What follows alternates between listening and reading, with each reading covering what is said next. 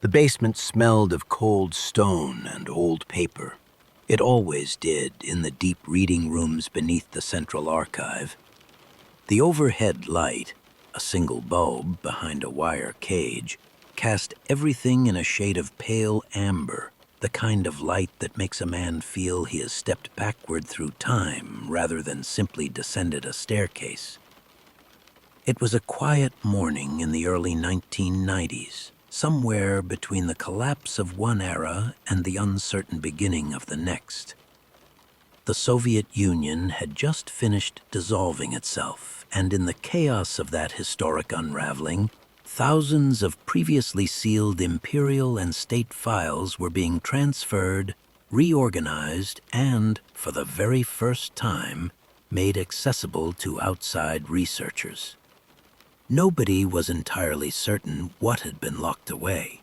Nobody was entirely certain what might now come to light. The archivist was an elderly man, patient and methodical in the way that only a lifetime of careful work produces. He had spent decades handling documents with the devotion of someone who understood that a torn edge or a careless fingerprint could destroy something irreplaceable. That morning, he was working through a crate of files transferred from a secondary storage facility, materials originally cataloged in the late imperial period and never fully processed after the revolution. Most of the folders contained routine correspondence, land surveys, naval supply records, the ordinary administrative tissue of a vast empire managing its distant edges. Then he reached one particular folder. It was unremarkable in appearance. A cover of dark gray board, slightly water-damaged along one corner, tied with a cord that had once been red but had faded to the color of old rust. On the cover, written in the careful bureaucratic hand of the 1860s, were a series of reference numbers and a single line of description.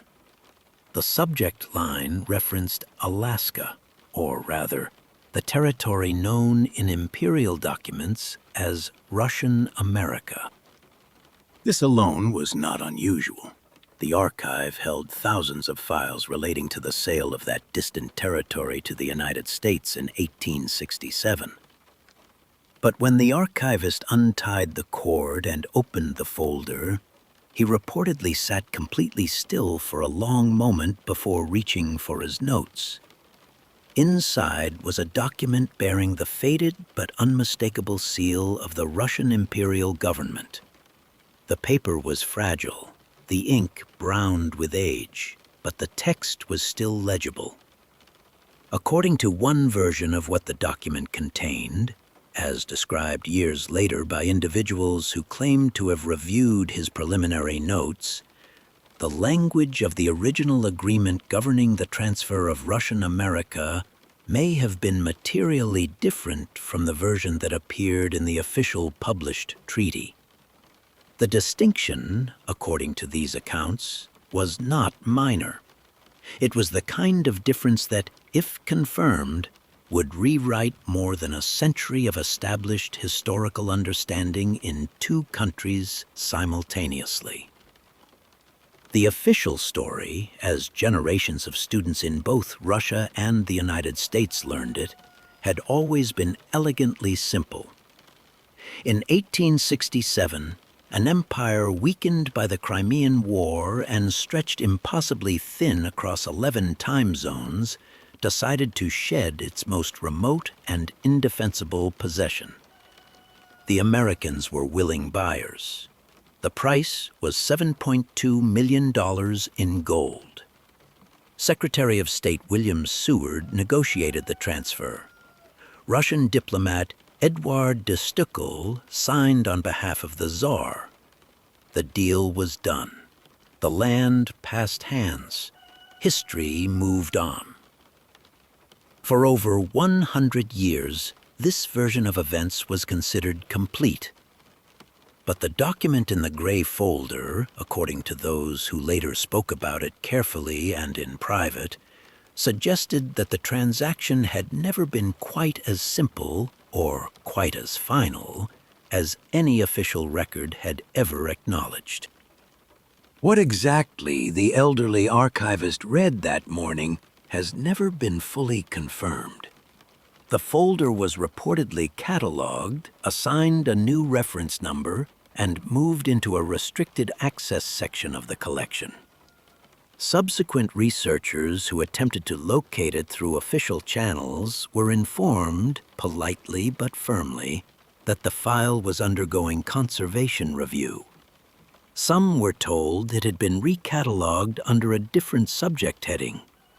Others received no response at all. A small number of academic historians who later investigated the episode noted that the original catalog entry for the folder appeared briefly in an early digitization effort and then quietly disappeared from the database without explanation. None of this proves anything. Archives are imperfect institutions. Files are misplaced, miscatalogued, and lost to moisture and time on an almost daily basis in the great collections of the world. The disappearance of a single folder from a vast and chaotic reorganization process during one of the most turbulent periods in Russian institutional history is not, by itself, evidence of concealment. And yet, the questions raised by that morning in the reading room did not go away. They settled quietly into the margins of a much older mystery, one that had been accumulating strange details, unexplained gaps, and unsettling coincidences for well over a century before any archivist opened any folder. The seed of doubt that was planted in that amber-lit basement had roots that reached much deeper than a single document. It reached all the way back to the deal itself. To understand why that gray folder mattered, it is necessary to go back to the world as it existed in the middle of the 19th century. The Russian Empire of the 1860s was not the confident, expanding power it had been a generation earlier. The Crimean War had ended in 1856 with a peace settlement that left deep wounds, not only in the treasury, but in the institutional confidence of the imperial government itself. For the first time in living memory, Russia had been humiliated on its own territory by a coalition of Western powers. The British and French navies had demonstrated, with uncomfortable clarity, that the empire's distant coastal possessions were essentially indefensible.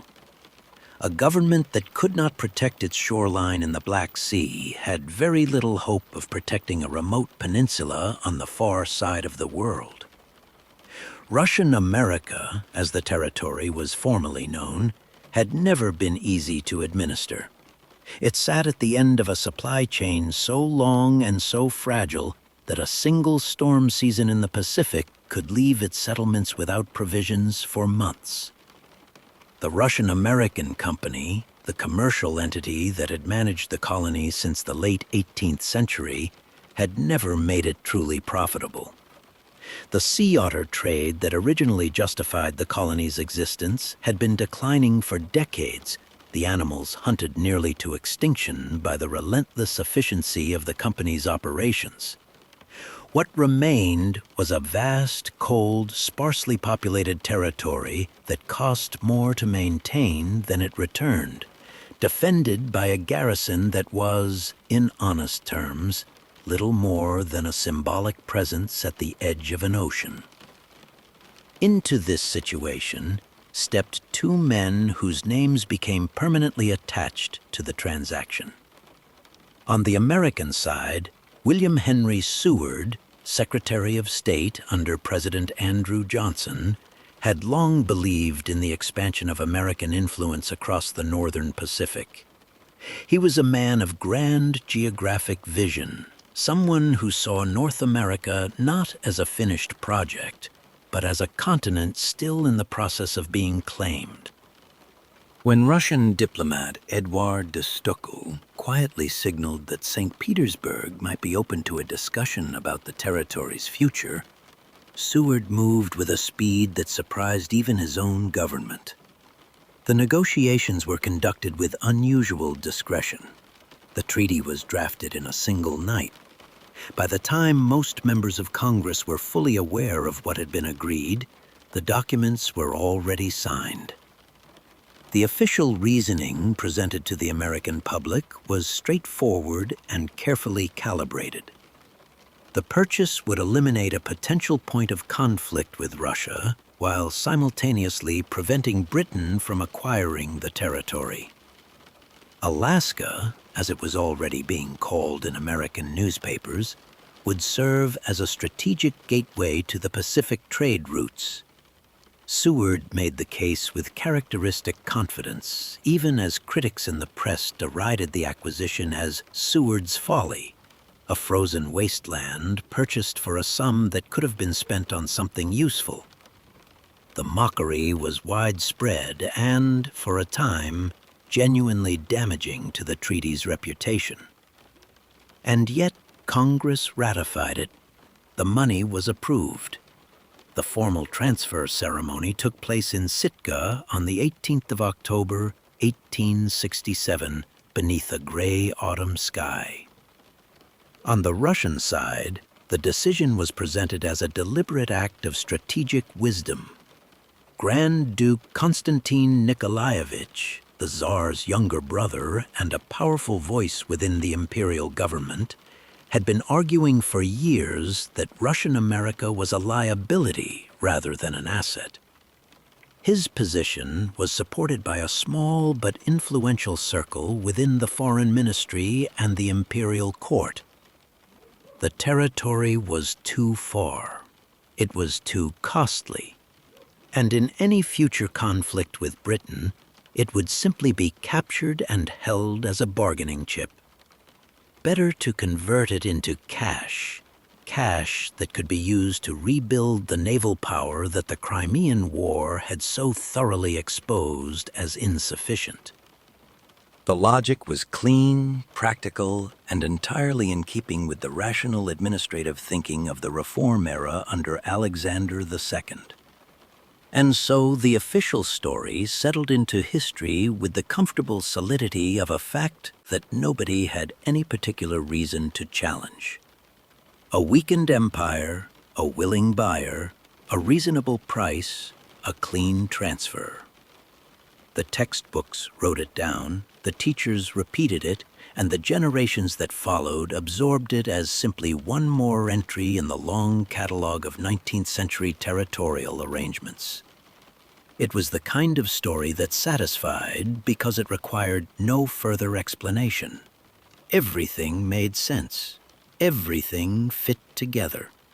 Two governments acting in their own interests made a practical decision in difficult times. The land changed hands, the money changed hands, and that was the end of it. Except, as the years passed and the archives slowly opened, certain details began to resist that clean and satisfying explanation. Small things at first. A number that did not match. A signature that looked slightly wrong. A letter that referenced conversations no official record acknowledged.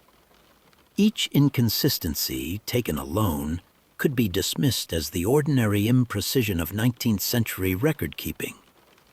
But when they were placed beside one another in sequence, the picture they formed was no longer quite so simple. The official story had not changed, but the space around it, the space where the missing documents should have been, had begun to speak in a language of its own.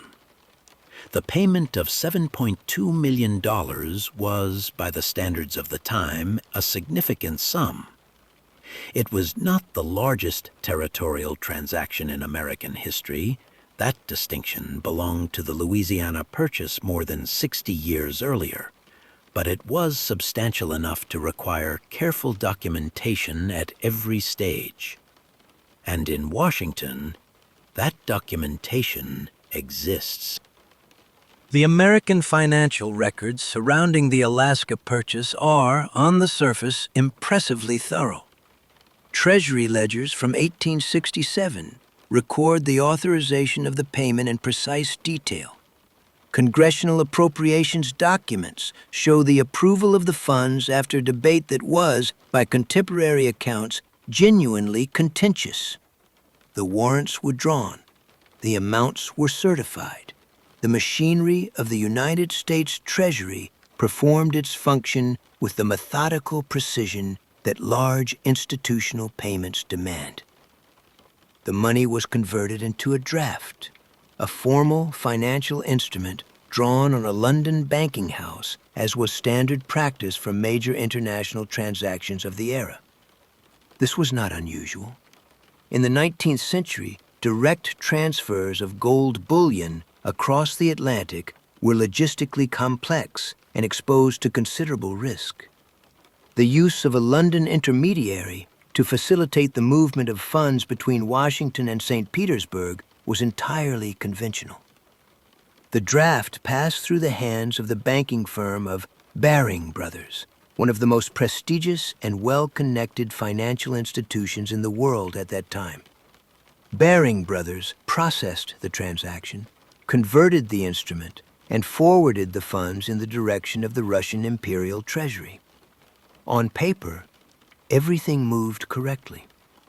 The full sum departed the American side of the ledger without discrepancy. What happened on the Russian side is considerably less clear. Researchers who have spent time working through the surviving financial correspondence of the imperial treasury from the late 1860s have noted something that is difficult to explain away as simple administrative error. The records in St. Petersburg do not reflect the receipt of $7.2 million. The figures that appear in the surviving imperial accounts are notably smaller.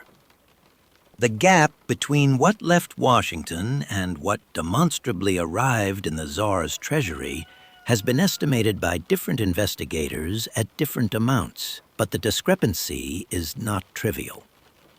According to some analyses, as much as 1/3 of the total sum may have failed to reach its stated destination.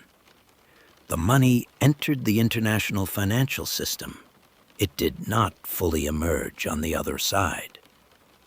Several explanations have been proposed over the years, and it is worth considering each of them with the seriousness they deserve.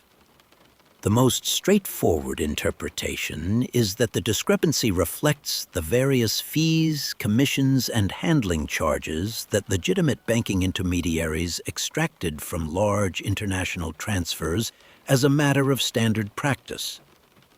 Baring Brothers did not process transactions for free. Currency conversion involved margins. Wire charges, in the form of physical communications and administrative handling, added costs at every stage. It is entirely plausible that the sum arriving in St. Petersburg was reduced by legitimate deductions that were simply not reflected consistently across the different sets of records. Financial record-keeping in the 1860s was not the unified, cross-referenced system that later centuries would develop. Gaps and inconsistencies of this kind were not rare. But researchers who have pursued this line of inquiry more deeply have found that the arithmetic does not entirely cooperate with the benign explanation. The kinds of fees and commissions that Baring Brothers would have charged for a transaction of this type were, according to the conventions of the period, well established and relatively modest as a percentage of the total. They were not of a magnitude that would account for the full size of the discrepancy that the records suggest. Something beyond routine banking fees appears to have reduced the final amount. And here, the paper trail, rather than clarifying matters, begins to develop its own peculiar silence. Certain correspondence between the Russian diplomat Stuckel and his superiors in St. Petersburg Correspondence that should logically have addressed the final accounting of the payment is either absent from the archive or exists only in fragmentary form. What is known, and what has been documented by at least two independent historical investigations conducted decades apart, is that Edward de Stuckel himself appears to have retained a portion of the funds before the remainder was forwarded to the imperial treasury. Stuckel later acknowledged, in correspondence of his own, that he had made certain payments to individuals in Washington whose cooperation had been necessary to secure the treaty's ratification in the American Senate. The ratification process had been difficult. There were senators who needed persuading. Whether those payments constituted legitimate diplomatic expenses or something that a later era would describe in considerably less polite terms has been a matter of quiet scholarly debate for generations. What is beyond dispute is that the money moved through hands that were never named in any official document toward purposes that were never formally recorded. The result is a financial record with a hole at its center. The full sum left America. A reduced sum arrived in Russia. In between lies a space occupied by banking fees, diplomatic expenses, unnamed recipients, and the ordinary entropy of 19th century international finance. None of this, individually, constitutes proof of anything sinister. But taken together, the missing funds cast a long shadow over the simple story of a clean and transparent transaction between two governments. $7.2 million was the price agreed upon. It is far less certain that $7.2 million was the price actually paid, and less certain still that the men who negotiated the deal ever intended the full amount to travel in a straight line from one treasury to the other. In the long history of contested transactions, physical evidence carries a particular weight. A signature on paper, a seal pressed into wax, a canceled draft bearing the marks of its own completion. These are the things that settle arguments. They are the anchors that hold a disputed story to the solid ground of verifiable fact.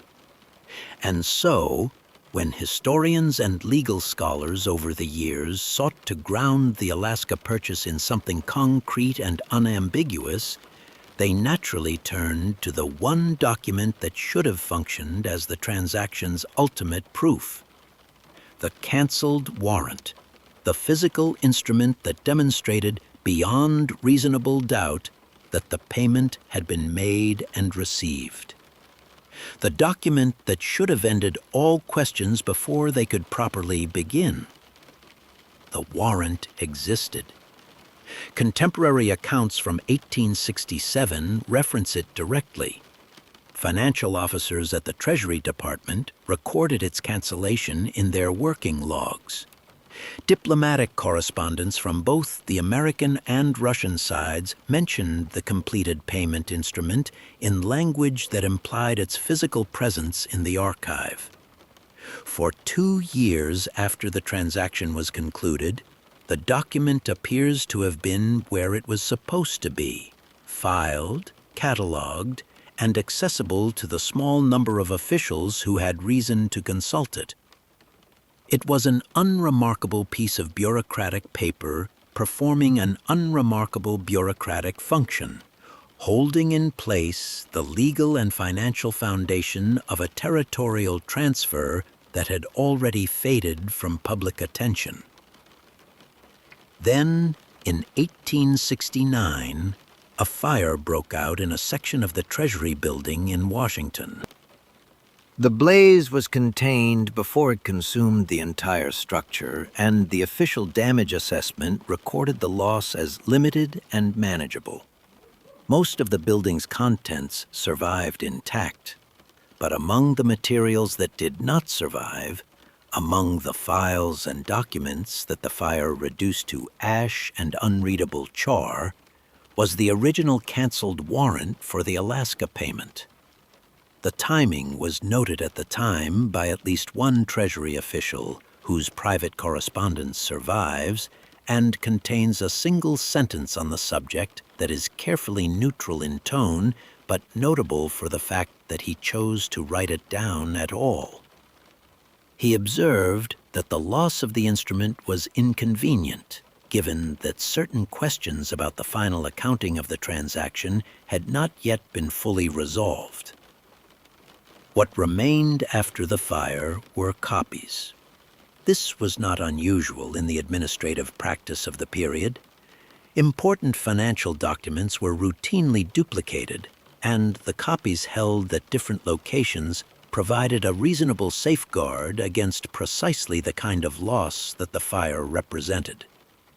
The copies of the Alaska warrant were located, verified by Treasury officials as authentic duplicates of the destroyed original, and placed into the permanent record in substitution for the lost document. For most of the following century, these copies served their function without attracting particular scrutiny. They were cited in official histories, referenced in legal analyses of the treaty's validity, and reproduced in academic publications. They were, to all appearances, exactly what they were said to be. The forensic questions came later, and they came quietly. In the decades following the Second World War, as document analysis techniques became more sophisticated, and as the Alaska Territory's transformation into a state rekindled historical interest in the purchase, several researchers began examining the surviving copies more carefully. What some of them found was not dramatic. It was the kind of thing that requires patience and specialized knowledge to detect. The sort of detail that passes entirely unnoticed unless you are specifically looking for it. The signatures on the copies, when compared systematically against a broad sample of authenticated documents signed by the same individuals during the same period, exhibited variations that fell outside the normal range of natural human inconsistency. Handwriting and signature analysis is not a perfect science, and its practitioners are appropriately cautious about the conclusions they draw. No serious forensic examiner has claimed in published work that the copies of the Alaska warrant are definitively fraudulent. The language used in the assessments that have circulated among specialists is more careful than that. According to one analysis conducted in the 1970s and never formally published, the signatures present certain characteristics that would benefit from further examination using techniques not then available. A later independent review, referenced in a footnote in a specialized journal of archival studies, noted that the paper stock of at least one copy showed chemical properties that were, in the reviewer's words, difficult to reconcile with the stated date of production. Neither finding was pursued through official channels. Neither generated the kind of institutional response that would have resulted in a definitive public conclusion. What lingers is not proof. It is the particular unease that comes from evidence that refuses to resolve itself cleanly in either direction. The original document is gone, consumed by a fire whose timing was noted as inconvenient by at least one contemporary observer. The copies that replaced it have attracted questions that were raised, examined briefly, and then allowed to settle back into the archive without formal resolution. The signatures may be perfectly authentic products of the ordinary variation in human handwriting across different documents and different years. The paper chemistry may have a straightforward explanation rooted in 19th century manufacturing practice. All of this is possible. But the physical proof that should have made the Alaska purchase unquestionable is not the original document. It is a collection of copies of uncertain provenance examined by specialists who chose their words with notable care, sitting in a file that replaced something that burned at a moment that one man, at least, found worth recording. To understand the Alaska purchase purely as a diplomatic event, two governments, two representatives, a treaty signed in the small hours of the morning, is to look at the surface of the water and mistake it for the whole ocean. The 19th century was the great age of private financial power. The governments of Europe and America were, in many practical respects, junior partners to the banking dynasties and commercial syndicates that moved capital across borders with a freedom and speed that no foreign ministry could match. These were institutions that had financed wars, stabilized currencies, and quietly determined the outcomes of political crises that history would later attribute entirely to statesmen and soldiers. They operated without press coverage, without public accountability, and without any particular interest in appearing in the official record. Their influence was real precisely because it was invisible. Baring Brothers of London was not simply a convenient intermediary for the movement of funds between Washington and St. Petersburg. By the 1860s, the firm had been shaping the financial architecture of North America for the better part of a century. They had helped finance the Louisiana Purchase in 1803. They maintained deep relationships with the United States Treasury, with the Russian imperial government, and with the major commercial interests operating across the northern Pacific. When the Alaska payment was routed through their London offices, it did not pass through neutral hands. It passed through the hands of an institution with its own long-term interests in the stability of international territorial arrangements and the future development of resource-rich territories. People who worked closely with the firm's principals during this period later recalled that Alaska was discussed internally well before any public announcement of negotiations appeared in the press.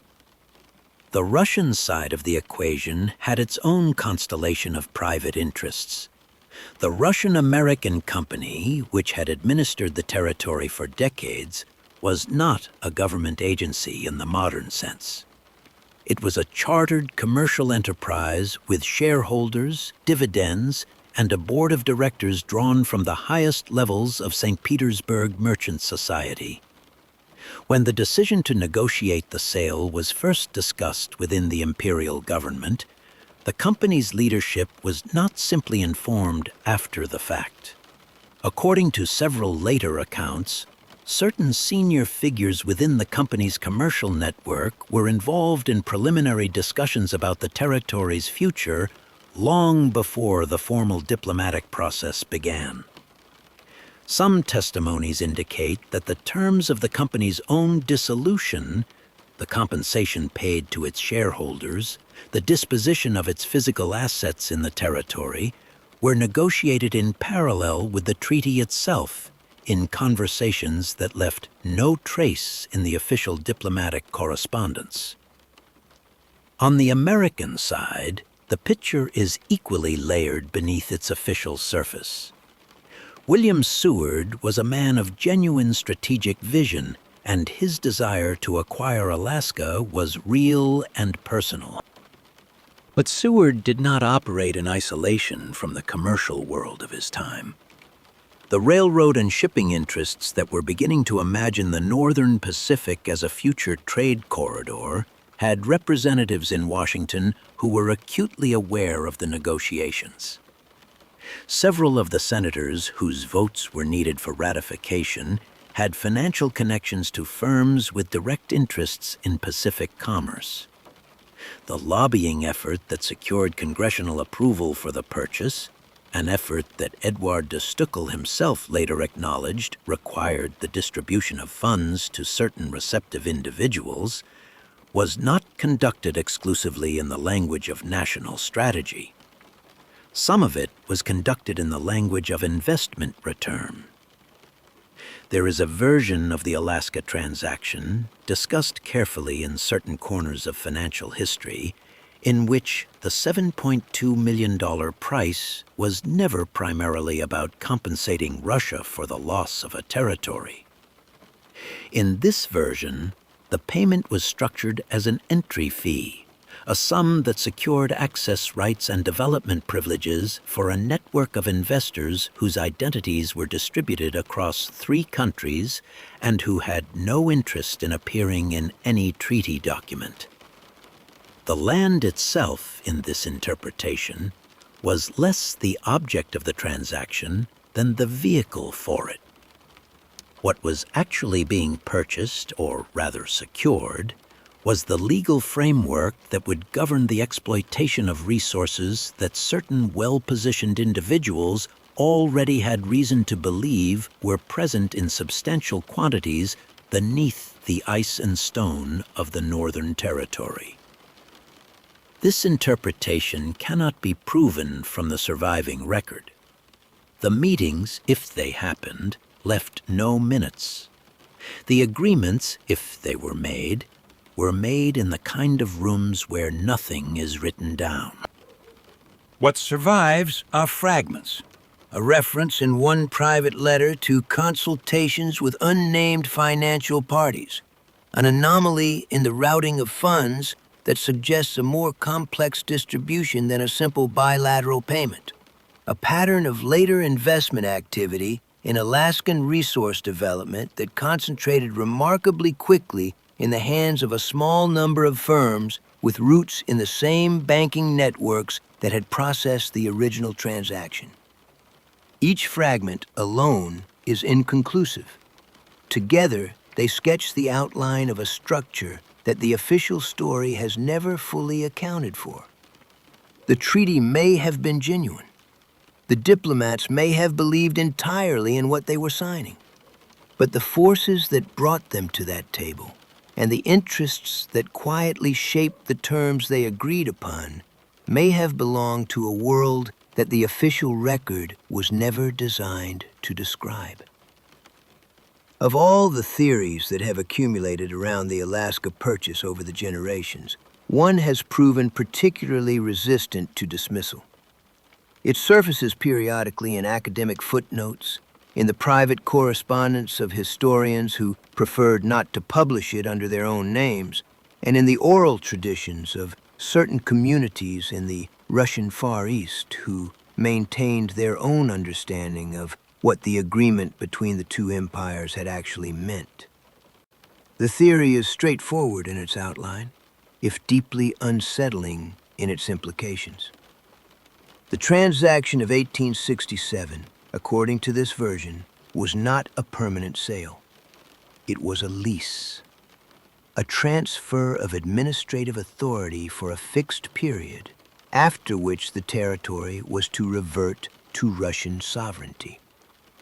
The number most commonly associated with this version is 99 years, a lease term that was standard in the major territorial and commercial arrangements of the 19th century, long enough to be practically indistinguishable from permanent transfer, but legally distinct from it in ways that mattered enormously.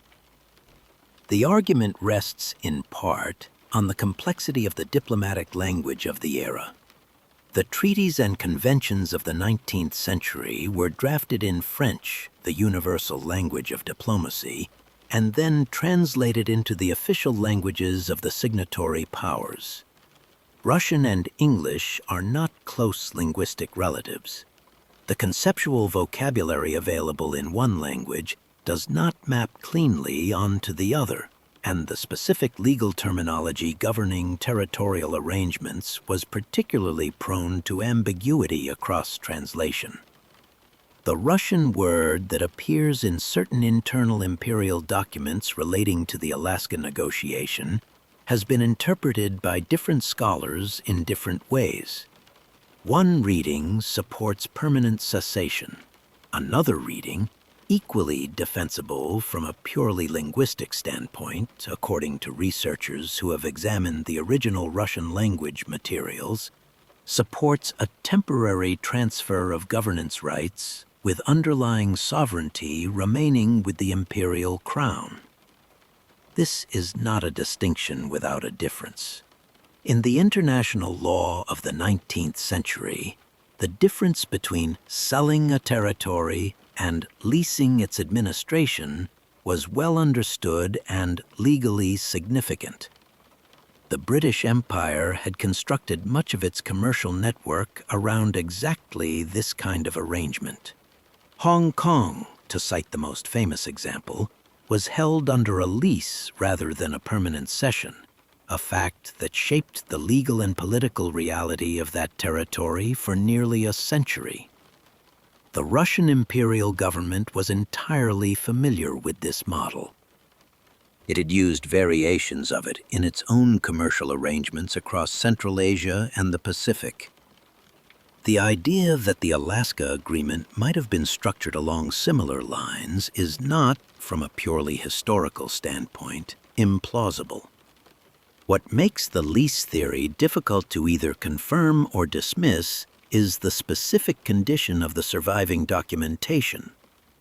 The official English-language treaty text, as ratified by the United States Senate and published in the official record, uses language that supports permanent transfer without ambiguity. But the Russian language materials that accompanied the negotiation, the internal memoranda, the instructions sent from St. Petersburg to Stöckel, the preliminary drafts that preceded the final document, are not uniformly available to researchers. Some testimonies indicate that the relevant portions of the Russian Imperial Archive relating to the pre-negotiation discussions were reorganized in the Soviet period in ways that made systematic cross-referencing with the American record difficult. Certain folders that should logically contain the full Russian language correspondence surrounding the treaty's drafting are either absent or incomplete.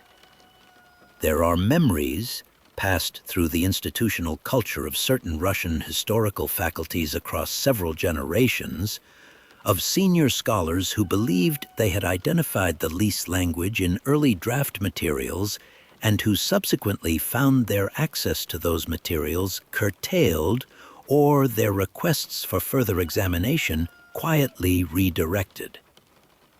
None of these accounts can be fully verified. They exist in the category of professional oral history, the things that are said in offices and corridors rather than published in journals. But they are said with a consistency and a specificity that is difficult to attribute entirely to myth-making. The practical implications of the lease theory, if it were ever substantiated, would be considerable. A 99-year lease signed in 1867 would have expired in 1966, the middle of the Cold War, the precise moment when Alaska's strategic value as a forward position in the Arctic, as a listening post pointed towards Soviet territory across the narrow gap of the Bering Strait, as the territorial foundation for American military infrastructure in the northern Pacific, was at its absolute peak. Whether the Soviet government of that period possessed or believed it possessed documentation supporting a reversion claim is a question that has never been publicly answered. What is known is that Soviet legal scholars produced a notable volume of work in the 1950s and 60s examining the historical basis of various territorial arrangements in the Pacific region. The Alaska Purchase was among the topics they studied. The conclusions of that scholarship were not widely shared outside the Soviet academic system.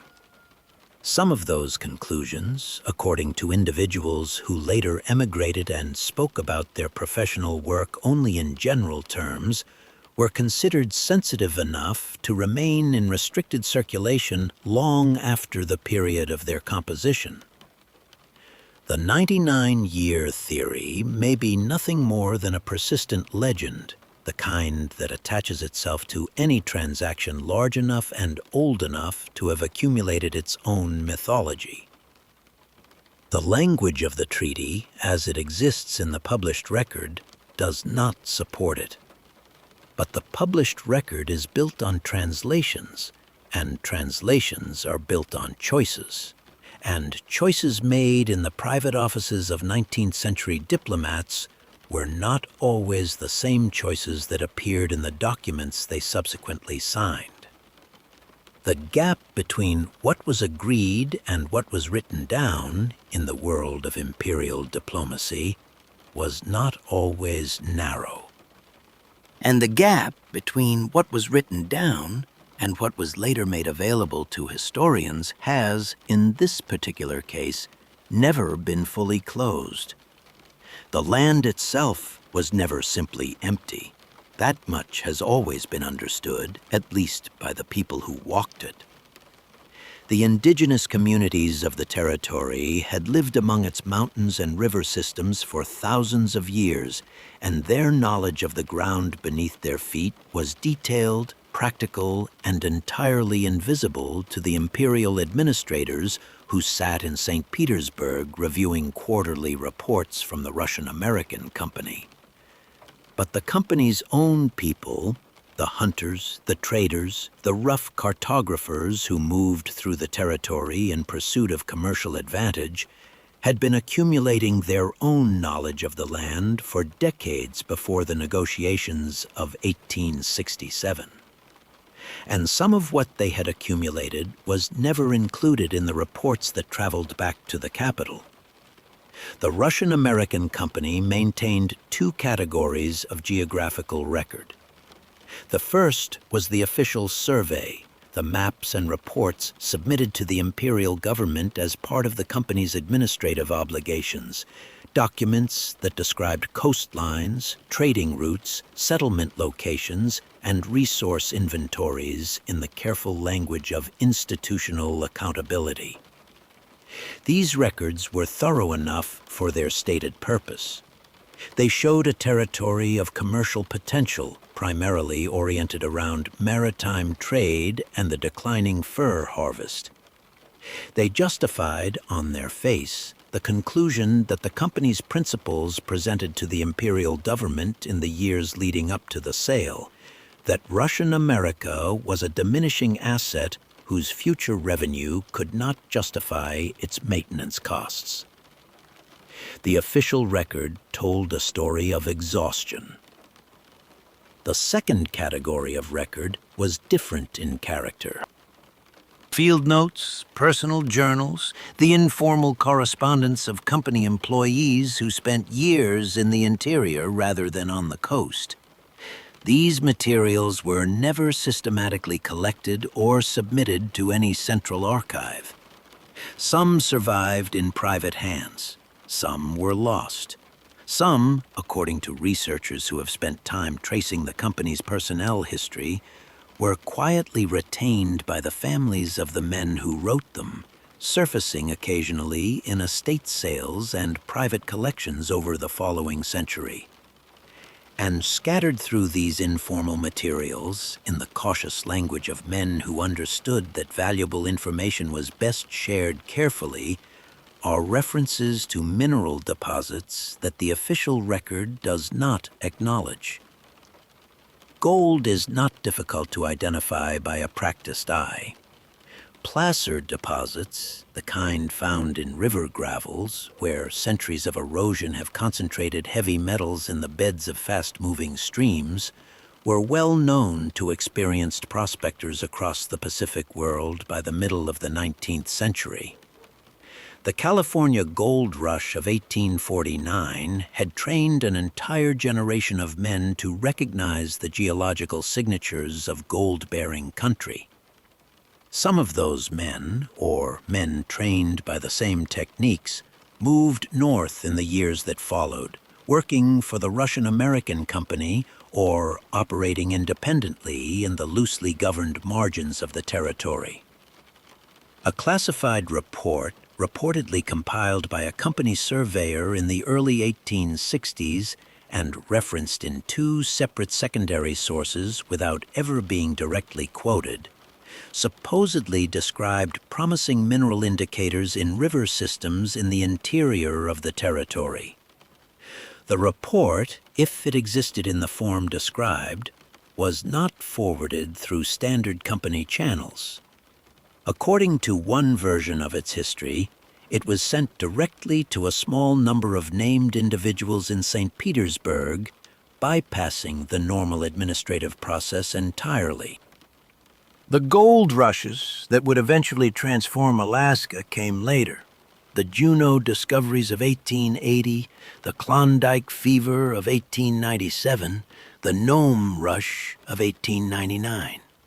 These events are presented in the standard historical account as surprises, the sudden revelation of a wealth that nobody had anticipated. But certain details resist that framing. The speed with which organized commercial interests moved into the territory following each discovery suggests a level of geographic and geological preparation that goes beyond the improvised response to unexpected news.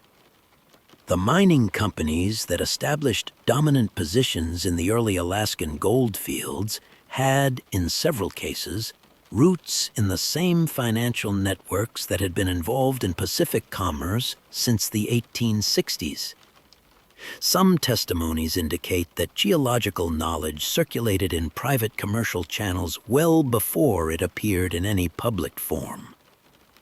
The question of what the men who negotiated the Alaska sale actually knew about the territory's mineral potential is one that the official record is structurally unable to answer. The official record reflects what was acknowledged, not what was understood. In the world of 19th century resource extraction, the gap between those two things was routinely enormous. Men who had spent their careers in the business of identifying valuable land did not advertise their findings. They acted on them quietly through investment decisions and commercial arrangements that would not attract attention until the resource itself became public knowledge. By that point, the positions had already been established. The advantage had already been secured. What is certain is that the territory sold for $7.2 million, already a price that contemporary American critics considered excessive for a frozen wasteland, contained within it, as the following decades would reveal, wealth of an entirely different order of magnitude. The gold alone, extracted from Alaskan deposits over the century following the purchase, would exceed the purchase price by a factor that makes the original transaction look less like a real estate deal and more like something else entirely. Whether the men who set that price knew what lay beneath the ground, or whether they merely suspected it, or whether the suspicion was held by some and concealed from others, is a question that the surviving record poses clearly and answers not at all. The land kept its secrets for a time, but the men who walked it in the years before the treaty was signed may have been better at reading the ground than the official story has ever been willing to acknowledge. The 1860s in America were not a quiet decade. The Civil War had just finished its terrible work, leaving behind it a country physically exhausted but industrially transformed. The demands of the war effort had accelerated the development of American manufacturing, shipping, and railroad infrastructure at a pace that peacetime economics would never have produced on its own. By 1867, the men who had profited most from that acceleration were looking outward. The continental interior was already being carved up by railroad concessions and timber contracts. The great resource frontiers of the American West were filling with capital and ambition faster than the land could absorb them. The serious money, the kind that thought in decades rather than seasons, was beginning to ask where the next frontier was located. William Seward understood these men. He moved among them, attended their dinners, corresponded with their representatives. His vision of American expansion across the northern Pacific was not purely strategic in the military sense. It was also commercial. He believed, with the conviction of a man who had spent a career at the intersection of politics and economic power, that the future of American prosperity lay in the Pacific trade routes and the resource territories that bordered them.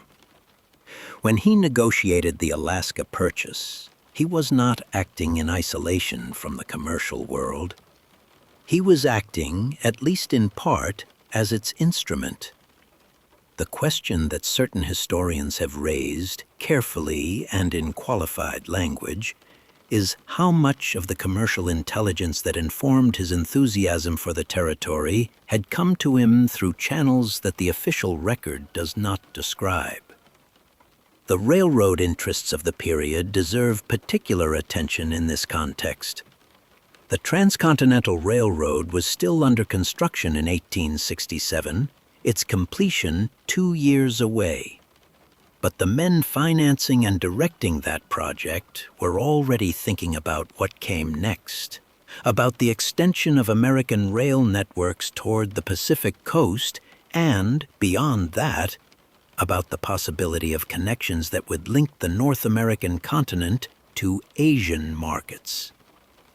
Alaska, in this vision, was not a destination. It was a waypoint. Its harbors offered natural staging grounds for Pacific commerce.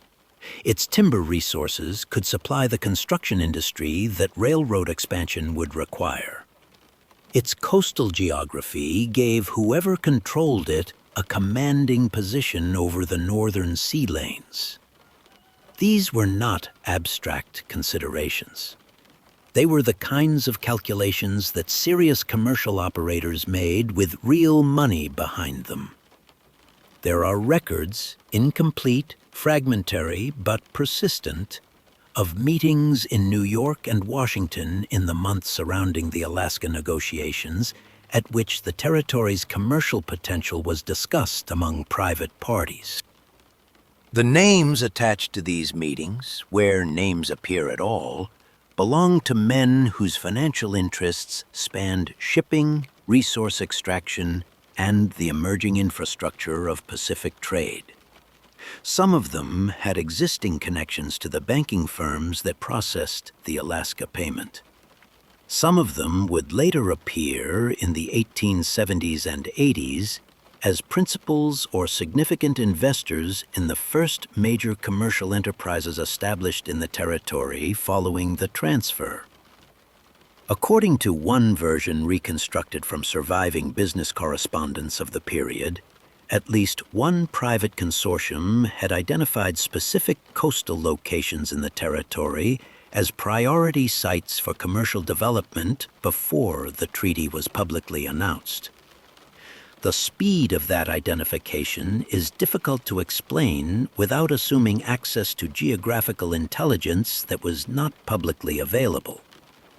The concept of a shadow syndicate, a coordinated group of private investors operating behind the visible diplomatic process, is one that requires careful handling.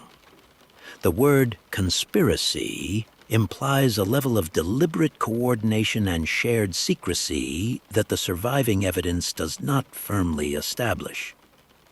What the evidence does suggest is something perhaps more mundane and in some ways more troubling.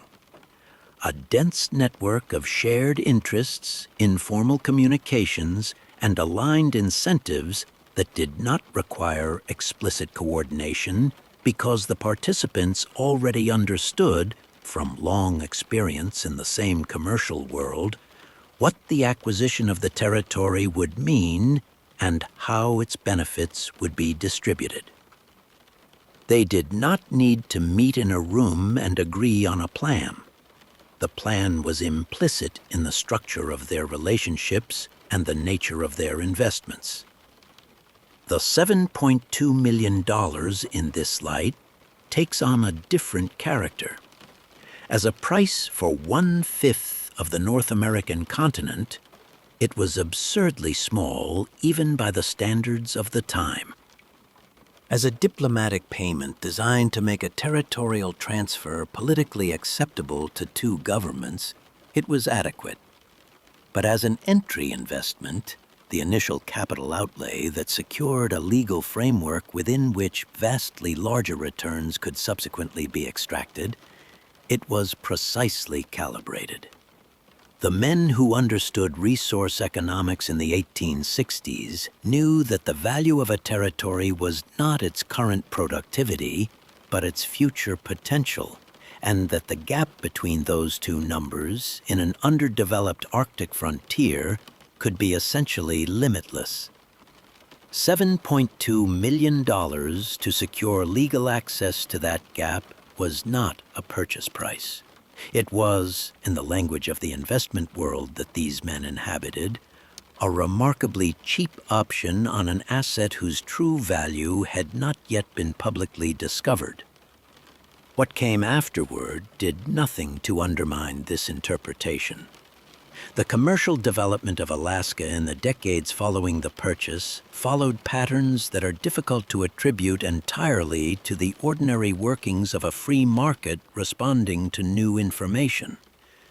The concentration of early resource extraction rights in the hands of a small number of firms with specific financial genealogies, the speed with which certain harbor and timber concessions were secured by interests with prior Pacific commercial experience, the particular geography of early investment activity in the territory. All of these patterns are consistent with the actions of people who were not discovering Alaska's value for the first time, but confirming what they had already, through other means and other channels, come to understand. The diplomats signed the treaty, but the men who truly understood what they were signing for may never have appeared in any official document at all.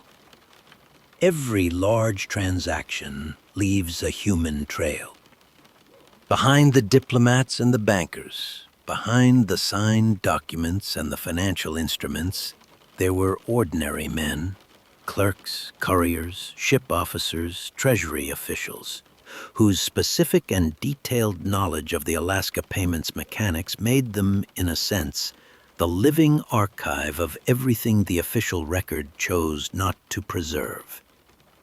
They knew the exact figures. They knew the routing. They knew which amounts had been separated from the main transfer and sent in different directions.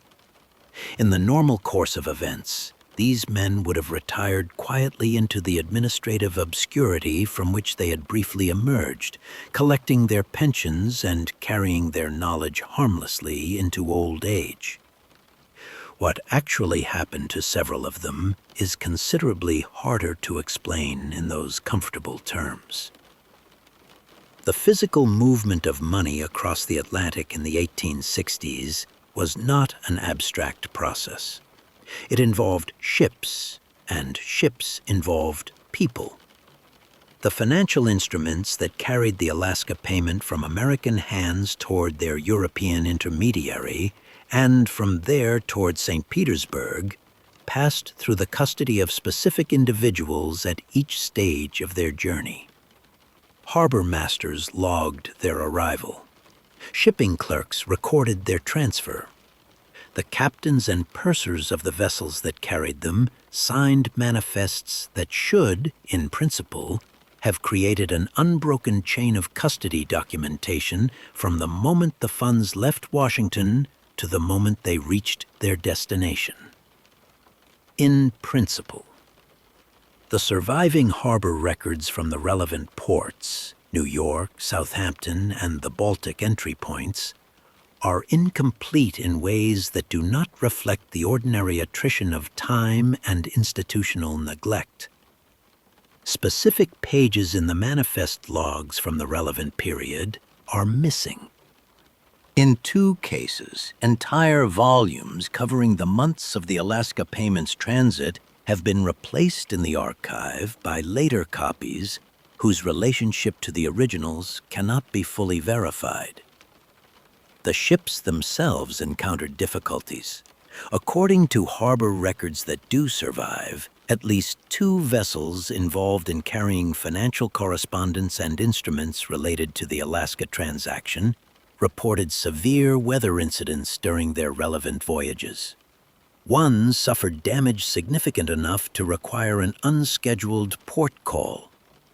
The delays this caused to the financial timeline are reflected in the surviving correspondence between Stuckel and his contacts in Washington, letters that reference unexpected complications in the movement of funds without specifying their precise nature.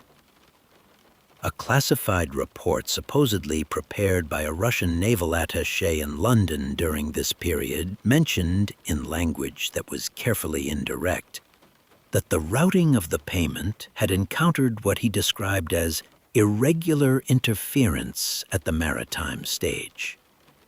What he meant by irregular interference was not explained in the portion of the document that later researchers were permitted to examine. The men who managed the clerical details of the transaction on the American side present their own pattern of strange absence. 3 junior Treasury officials whose names appear in the working documents of the Alaska appropriation, men who would, in the normal course of their careers, have remained in government service for many years and appeared in subsequent pension and employment records, effectively vanish from the traceable administrative record within 2 years of the transaction's completion. Their names do not appear in the pension rolls that should reflect their continued service. They do not appear in the dismissal records that would indicate termination. They simply cease to be present in the documentary infrastructure of the institution they had served. One of them reappears briefly in a commercial directory from 1871, listed as an agent for a shipping firm with Pacific interests. After that single appearance, nothing. The other 2 leave no traceable record at all after 1869, the same year as the Treasury fire that destroyed the original payment warrant. On the Russian side, the pattern is less specific but no less unsettling in aggregate. The small number of imperial treasury officials who had direct knowledge of the final accounting of the Alaska payment, the men who would have been able to confirm or deny the discrepancy between the sum that left America and the sum that arrived in St. Petersburg, did not, as a group, enjoy long or distinguished subsequent careers. One died in circumstances that his family later described as unexpected, though the official record lists a cause consistent with natural illness.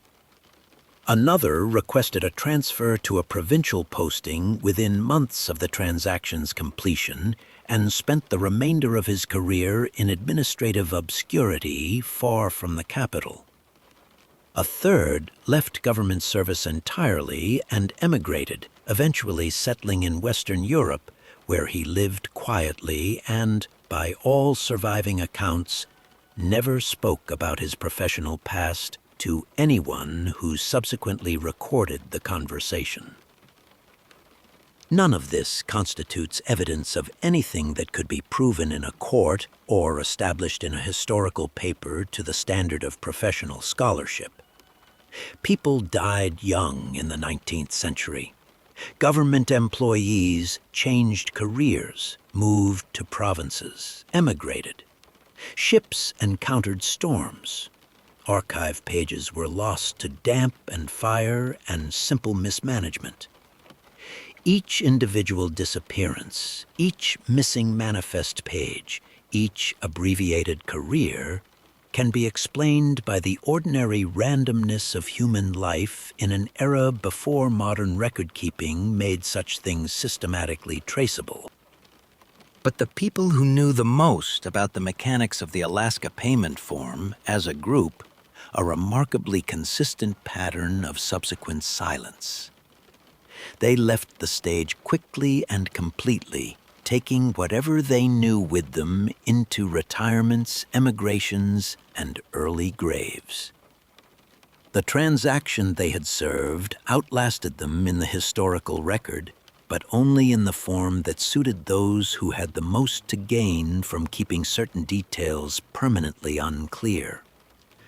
The human beings who had witnessed the actual mechanics of the deal, the ones who could have answered the specific questions that later historians would struggle to even formulate, were gone before anyone thought to ask. The gold came first. That much was already known. But gold, in the long accounting of Alaska's resource history, was merely the opening statement of a declaration whose full content would take the better part of a century to read. The Klondike Rush of 1897 brought the territory's mineral wealth into public consciousness with a force that no previous discovery had managed, drawing tens of thousands of men north in a fever of extraction that transformed the territory's economy and its infrastructure almost overnight. And yet, even at the height of that rush, the men who studied the geology of the region with professional rather than opportunistic eyes understood that what was being extracted from the river gravels was not the territory's most significant asset. It was a surface expression of something far deeper and far larger. The real wealth of Alaska was not in the rivers. It was in the rock beneath them, and beneath the ocean floor that surrounded them, and in the particular geological history that had made this corner of the world one of the most mineral-rich environments on the planet. The oil came in the 20th century, and it came in a way that rewrote the economic significance of the territory completely. The discoveries at Swanson River in 1957 were significant. But it was Prudhoe Bay, confirmed in 1968 as one of the largest oil fields ever found in North America, that transformed Alaska from a strategic territory into something approaching an economic foundation of the modern American state. The scale of the Prudhoe Bay field was staggering by any measure. Its proven reserves dwarfed anything previously identified on the North American continent outside the established fields of Texas and the Gulf Coast. The pipeline constructed to carry that oil south across the territory, 800 miles of engineered infrastructure across some of the most geologically challenging terrain on Earth, became one of the largest private construction projects in American history. The revenue it generated reshaped the fiscal reality of the state that Alaska had by then become, and continued to flow for decades in quantities that made any calculation of the territory's original purchase price seem not merely inadequate, but almost comically irrelevant. The numbers, laid out plainly, have a quality that resists neutral presentation. $7.2 million was the price paid in 1867. The Prudhoe Bay field alone, over the course of its productive life, has yielded oil with a market value measured in hundreds of billions of dollars. The total estimated value of Alaska's identified mineral resources, gold, oil, natural gas, coal, and the rare earth elements that have become strategically critical in the 21st century, is a figure so large relative to the original purchase price that the transaction occupies a category of its own in the history of territorial acquisitions. No other purchase of comparable scale has produced a return of remotely similar magnitude. The Louisiana Purchase, often cited as the greatest territorial bargain in American history, looks modest by comparison when Alaska's resource base is included in the calculation. What makes this arithmetic historically interesting rather than merely impressive is the question of geological foresight. Modern petroleum geology did not exist in 1867. The science of identifying subsurface oil deposits from surface indicators was not developed until the late 19th and early 20th centuries.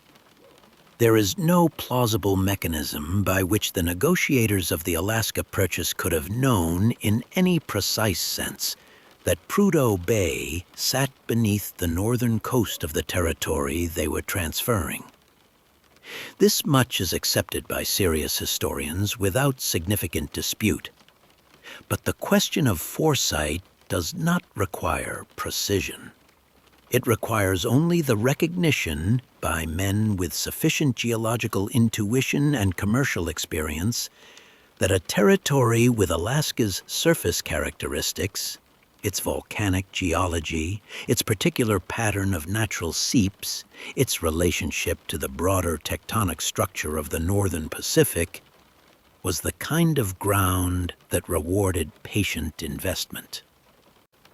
There are early 19th century Russian survey maps of the territory, some of which survive in archive collections, and some of which have been referenced in historical literature without being directly reproduced, that mark certain coastal and interior locations with notations whose meaning is not entirely clear from the standard cartographic conventions of the period.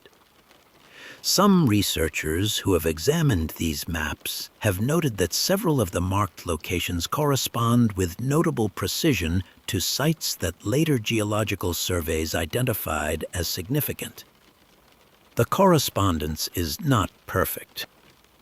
It could reflect nothing more than the fact that geologically active areas tend to produce surface features that attract the attention of observant men regardless of the century in which they are looking. But a classified report supposedly compiled by a company geologist in the 1850s, referenced in a Soviet-era academic paper without direct quotation, apparently described certain coastal features of the Northern Territory in language that a later petroleum geologist would recognize as describing natural hydrocarbon seeps. If that report existed, and if its contents were known to the men who negotiated the territory's transfer, the nature of the transaction changes in ways that the official story has never been required to address. The rare earth element dimension adds a layer that the 19th century could not have anticipated, but that the 21st century has made impossible to ignore. The geological surveys conducted in Alaska in recent decades have identified deposits of minerals, neodymium, dysprosium, and related elements critical to the manufacture of modern electronics, military hardware, and renewable energy technology, whose strategic value in the current century rivals or exceeds the oil discoveries of the previous one. These materials were not commercially significant in any era before the digital and post-industrial age. Nobody in 1867 could have anticipated their importance, and yet the same geological conditions that produced the gold deposits that the early surveyors did notice, and the oil deposits that the 20th century discovered, also produced the rare earth concentrations that the 21st century is only beginning to fully assess. The land held all of it simultaneously. The men who walked it in the 1860s saw only the surface, but the surface, for those who knew how to read it, was already telling a story whose final chapter has not yet been written. Archives are not passive repositories.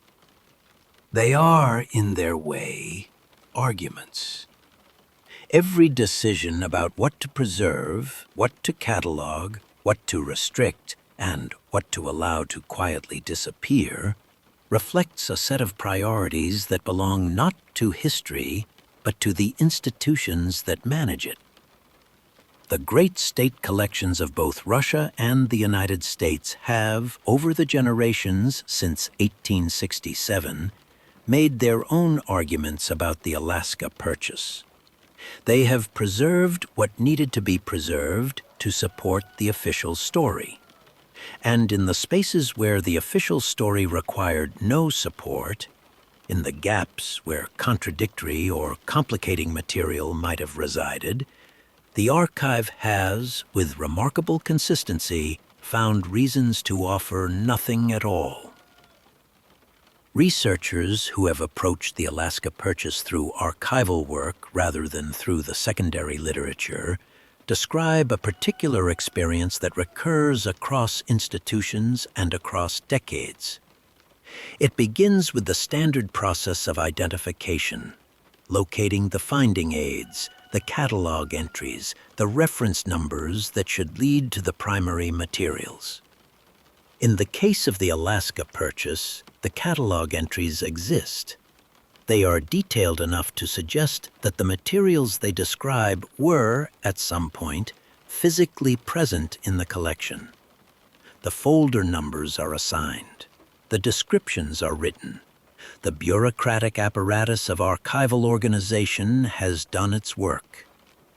And then the researcher requests the actual folder, and what arrives, if anything arrives at all, is either empty or contains materials that do not match the catalog description in ways that cannot be explained by simple misfiling. The most specific version of this experience involves the documentation of sovereign transfer itself. The legal completion of a territorial transaction of this kind requires, under the conventions of 19th century international law, a formal receipt, a document acknowledging the delivery of full sovereign authority from one government to the other, separate from the treaty text and signed by authorized representatives at the moment of physical transfer. For the Alaska Purchase, the transfer ceremony took place in Sitka on the 18th of October, 1867. The lowering of the Russian flag and the raising of the American one was witnessed by military officers from both sides and by a small number of civilian officials. A formal record of that moment should exist in the collections of both governments. In the American archive, the relevant folder contains materials relating to the ceremony, but the definitive sovereign transfer receipt, the document that would constitute the ultimate legal proof of completed transfer, has not been located in its expected location by any researcher who has published an account of attempting to find it. What the folder contains instead are copies of the treaty text already available elsewhere, and a small number of administrative communications that predate the ceremony itself. In the Russian Imperial Archive, the situation is different in its details, but similar in its effect. The bound ledgers that should contain the final accounting of the Alaska transaction, the official record of the territory's removal from the inventory of imperial possessions, have been examined by researchers who subsequently noted that certain pages bear the clean straight edges of deliberate removal rather than the ragged tears of accidental damage or deterioration. Pages cut from a bound ledger are not lost. They are taken. The distinction matters. A page lost to flood or fire or the ordinary entropy of institutional life represents the normal tragedy of historical preservation. A page removed with a blade represents a decision. Someone, at some point after the ledger was bound and before the relevant researchers arrived to examine it, decided that what those pages contained should not be read. The naval correspondence presents its own category of restriction. The Russian Imperial Navy maintained a significant presence in the waters around Alaska in the years surrounding the purchase, and its internal communications from the period would logically contain operational assessments of the territory, observations about American activity in the region following the transfer, and possibly references to the terms and conditions of the agreement as understood by officers who had reason to know its practical implications. Requests to access this correspondence, filed through official channels by researchers working in the post-Soviet period when many previously restricted materials became nominally available, have been met with responses that vary in their specific language but converge on the same practical outcome. The materials are described as undergoing conservation review, or as having been transferred to a different holding institution, or as requiring a level of security clearance that civilian researchers do not possess. The reasons change. The result does not. What is perhaps most striking about the archival silence surrounding the Alaska purchase is its geographic symmetry.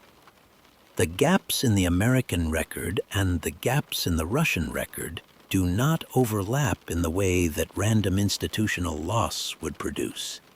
They complement each other.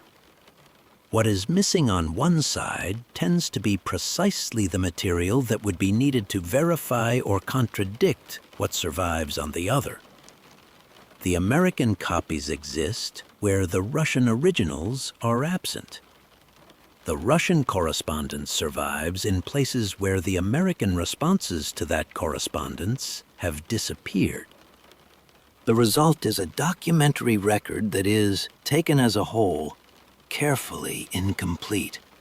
Incomplete in a pattern that prevents the kind of cross-referencing that would allow a researcher to reconstruct the full picture from its surviving fragments.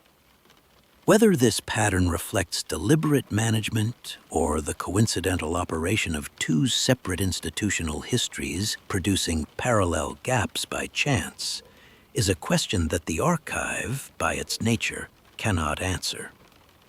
The silence is the only response available, and silence in this context has long since ceased to feel like an accident.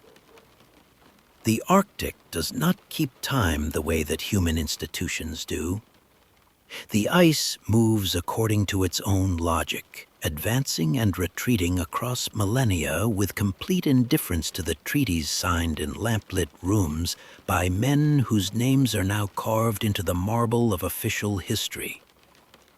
The mountains of the territory stand exactly as they stood in 1867, when the diplomats were negotiating in Washington and the company's surveyors were walking the river valleys with their quiet notebooks.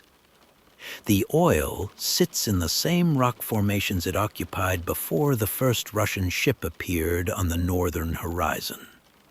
The rare earth deposits wait in the same geological layers they have occupied for millions of years. The land itself has never acknowledged the transaction.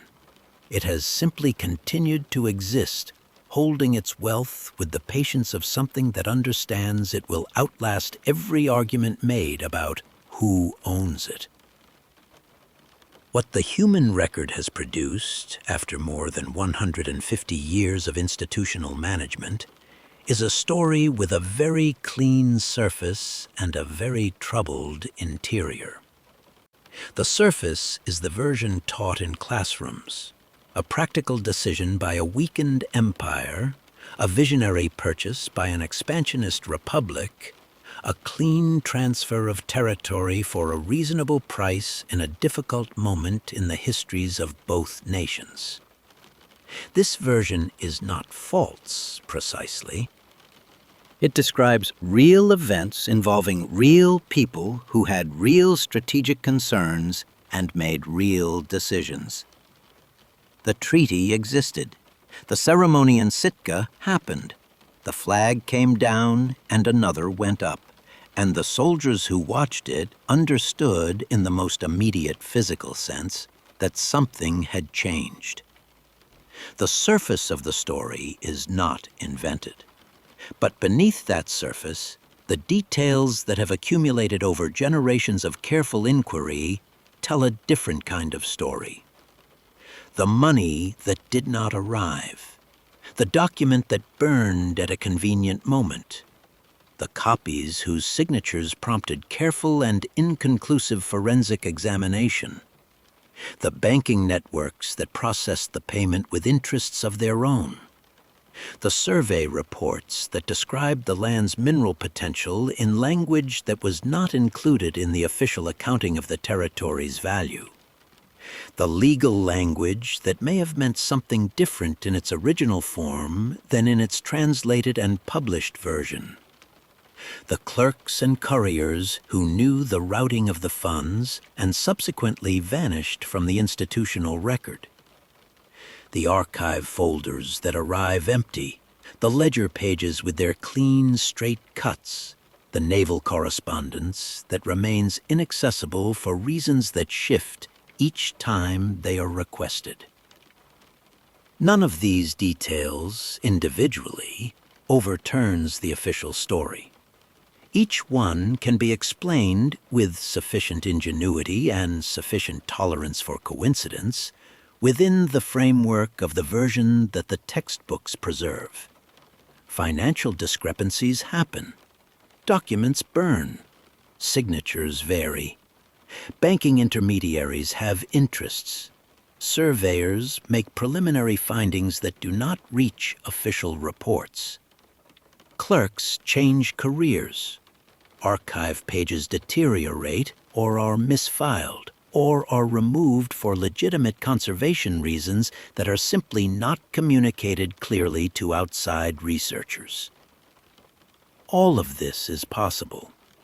The official story survives each individual challenge. What it has never fully survived is the cumulative weight of all of them together. The pattern that emerges when the coincidences are laid side by side and the silence is measured not in individual gaps, but in its total architecture. The question that the Alaska Purchase leaves open is not simply whether the transaction was what it appeared to be. It is a deeper question about the nature of the events that shape history at the largest scale. The decisions that determine which nations control which territories, which resources are accessible to which commercial interests, which legal frameworks govern the exploitation of which geological formations, these decisions are not made in the public documents that history subsequently preserves. They are made in the conversations that precede those documents, in the relationships between men whose names appear in no official record, in the alignment of interests that makes certain outcomes feel inevitable before the negotiations that produce them have formally begun. The Alaska Purchase, in this light, is not a unique case. It is an unusually well-documented example of something that was entirely ordinary in the world that produced it. A world in which the visible transaction and the real transaction were not always the same thing. The snow falls on Prudhoe Bay as it fell in 1867. The Bering Strait separates two continents by a distance that a fast ship covers in hours. The rare earth deposits sit in their geological formations, increasingly significant to a world whose technology depends on materials that the 19th century did not know it would need. The archive folders sit in their reading rooms, empty or incomplete or restricted, in Moscow and in Washington, maintaining their symmetrical silence. And somewhere, in a collection that may or may not still be accessible, there is a file with a dark gray cover and a cord that was once red. A file that an elderly archivist opened on a quiet morning and then sat still over for a long moment before reaching for his notes. Whatever he read in that file has never been fully confirmed. Whatever it contained has never been fully explained. The transaction that it documented, or complicated, or contradicted, remains exactly what it has always been. The largest territorial purchase in American history. A clean and simple story, and beneath that story, patient as the ice, a silence that has never quite been resolved. If the questions raised in this account stayed with you, if the gaps in the record and the patterns in the silence left you wanting to look further, then the other stories in this series are waiting. Each one follows a different thread from the same world of hidden arrangements and official silences. Watch them and see whether the pattern that emerges feels like coincidence. And when you have watched, write what you think in the comments below.